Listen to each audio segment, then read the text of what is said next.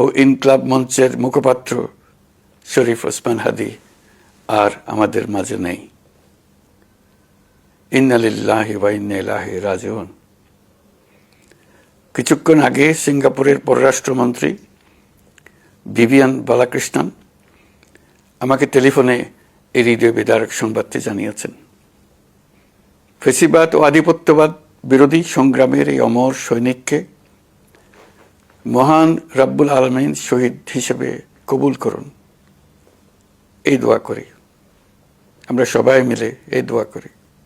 শরীফ ওসমান হাদীর এই অকাল মৃত্যুতে আমি গভীর শোক ও দুঃখ প্রকাশ করছি। তার প্রয়াণ দেশের রাজনৈতিক ও গণতান্ত্রিক পরিসরে এক অপূরণীয় ক্ষতি। আমি তার রুহের মাগফিরাত কামনা করছি এবং শোক সন্তপ্ত স্ত্রী, পরিবারের সদস্যবৃন্দ, স্বজন ও সহকর্মীদের প্রতি গভীর সমবেদনা জানাচ্ছি। শহীদ ওসমান হাদীর স্ত্রী ও একমাত্র সন্তানের দায়িত্ব সরকার গ্রহণ করবে। শহীদ শরীফ ওসমান হাদীর অকাল মৃত্যুতে আগামী শনিবার একদিনের রাষ্ট্রীয় শোক ঘোষণা করছি।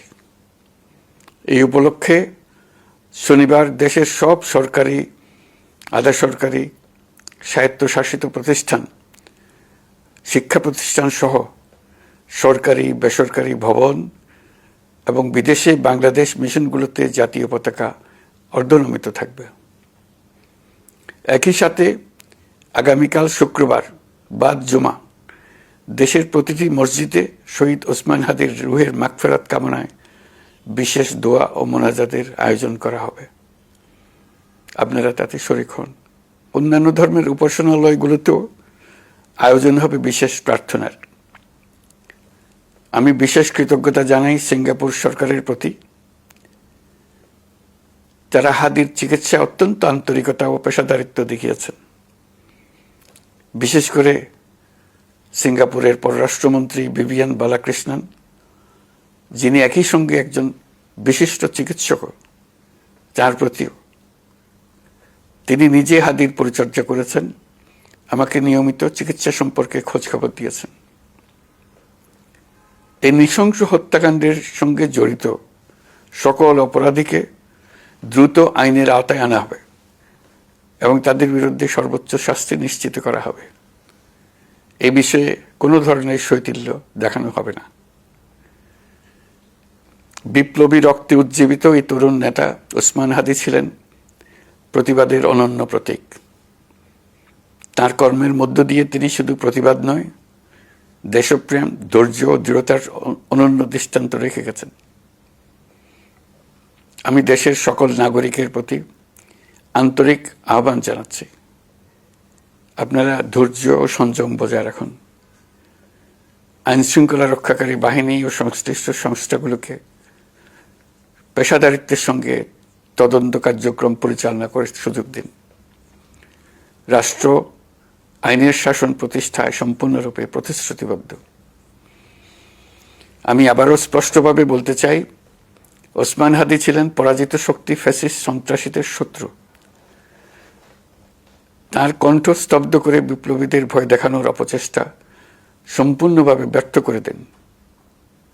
ভয়, সন্ত্রাস কিংবা রক্তপাতের মাধ্যমে এদেশের গণতান্ত্রিক অগ্রযাত্রা কেউ থামাতে পারবে না।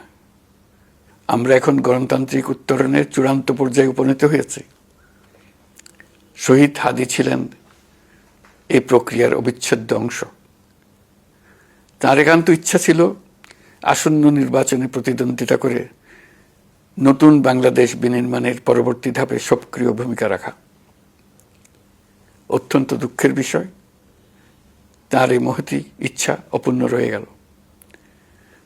তার স্বপ্ন বাস্তবায়নের দায় আজ সমগ্র জাতির কাঁধে ন্যস্ত। আগামী দিনগুলোতে আমাদের সবাইকে ধৈর্য, সংযম, সাহস ও দূরদর্শিতার সঙ্গে এগিয়ে যেতে হবে, যাতে নির্বাচন ও গণতন্ত্রের শত্রু ফ্যাসিস্ট সন্ত্রাসী অপশক্তিকে চূড়ান্তভাবে পরাজিত করা যায়। এই শোকের মুহূর্তে আসুন আমরা শহীদ শরীফ ওসমান হাদীর আদর্শ ও ত্যাগকে শক্তিতে পরিণত করি, ধৈর্য ধারণ করি, অপপ্রচার ও গুজবে কান না দিই এবং যে কোনো হঠকারী সিদ্ধান্ত থেকে বিরত থাকে।